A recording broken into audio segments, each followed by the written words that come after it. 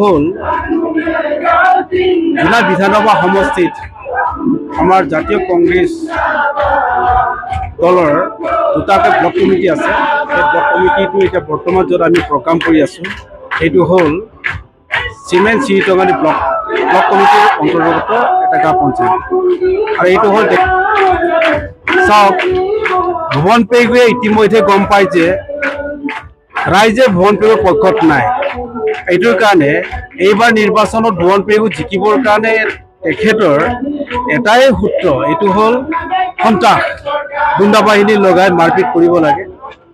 আৰু সেই ভয়ত যাতে 9 এপ্ৰিলত যাতে ভোট দিবলৈ নাহে, মানুহে ৰাইজে ভোট দিবলৈ সুবিধা নাপায়, ভয়ত যাতে ওলাই আহিব নোৱাৰে, এইটোৰ কাৰণে মাৰপিটটো বহুত চলাই আছে।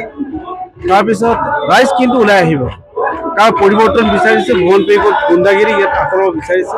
আৰু এইটোৰ কাৰণে মই ভাবোঁ যে গুণ্ডা বাহিনীৰ দ্বাৰা এইবাৰ জনাত কোনো বাধা দিব নোৱাৰে। সঁহাৰি দেখিয়ে মই নিজে অভিভূত হৈছোঁ, বহুত আনন্দ আৰু সুখী অনুভৱ কৰিছোঁ।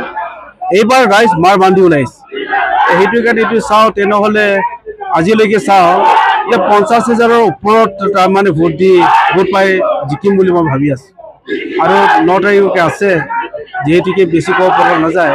কিন্তু আজি যিটো চাইছোঁ, আজিৰ পৰা আৰম্ভণি কাৰ্যালয় আমি উদ্বোধন কৰি আছোঁ, মুকলি কৰি আছোঁ। ইয়াৰ পিছত কেম্পেইনত গ'লেতো আৰু ৰাইজ ওলাই আহিব।